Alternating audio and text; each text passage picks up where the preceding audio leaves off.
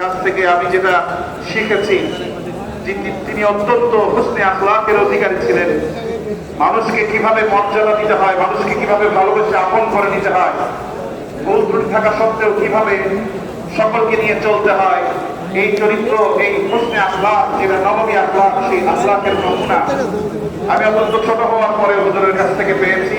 আল্লাহ রাব্বুল ইজ্জত হুজুরের যে বর্ণাঢ্য দ্বীনি জীবন এবং যে কার্যক্রমকে আল্লাহ রাব্বুল ইজ্জত ওনার খেদমাত সমূহকে কবুল আর মঞ্জুর করেন, ওনার নকশে কদমে ওনার যে দ্বীনি কাজসমূহ আল্লাহ রাব্বুল ইজ্জত ওনার জিম্মেদারিতে রেখেছেন, তার পরবর্তী প্রজন্মকে জিম্মেদারি বহন করে এই দ্বীনি কাজসমূহকে যথাযথভাবে উপযুক্ত পথে পরিচালিত করবার তৌফিক এনায়েত করেন। আমি অনেকে উপস্থিত হয়েছেন জাতীয় নাগরিক পার্টি এনসিপির সিনিয়র যুগ্ম আহ্বায়ক মোহাম্মদ আরিফুল ইসলাম আদি এবং সংগঠক মাওলানা সানাউল্লাহ খান সহ অনেকে। এই পর্যায়ে বক্তব্য রাখবেন মাওলানা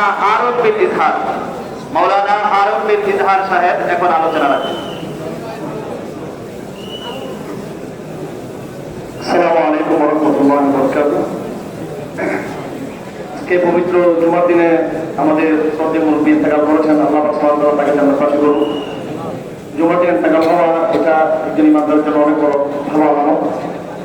অধ্যাপক রহমতুল্লাহ আলাইহি আমি আজ থেকে 40-42 বছর আগে দেখেছিলাম।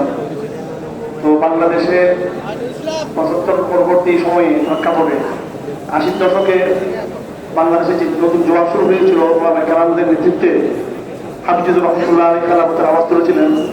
আমরা ইনশাআল্লাহ হাফিজুর রহমতুল্লাহ আলী সে অপূর্ণ স্বপ্ন যেটা চলছে বাস্তবায়ন করবো ইনশাআল্লাহ। বাংলাদেশ একটা নতুন প্রেক্ষাপটে এখন এসেছে। নতুন বাংলাদেশের বিকাশ সরিয়ে ছাড়া সম্ভব না, খেলাফত ছাড়া সম্ভব না।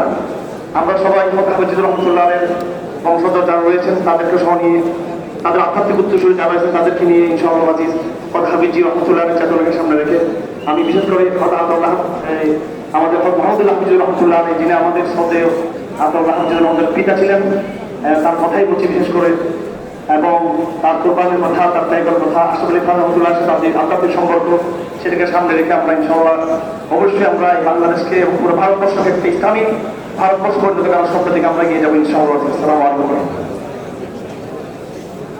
আমরা যারা দাঁড়ায় কষ্ট করছি, আমি বলবো আমাদের পূর্ব পাশে একটা বিশাল টিন সেট আছে, আপনারা সেখানে কাতার বন্দী হয়ে বসেন। দক্ষিণ পাশে যারা আগে আছেন তারা ওই মাঠে বসেন, এবং উত্তর মাঠটা আমাদের অনেক বড়, সেখানে অনেক লোক জমায়েত হতে পারে। ওইখানে ফ্যান আছে, লাইট আছে, সবকিছু আছে।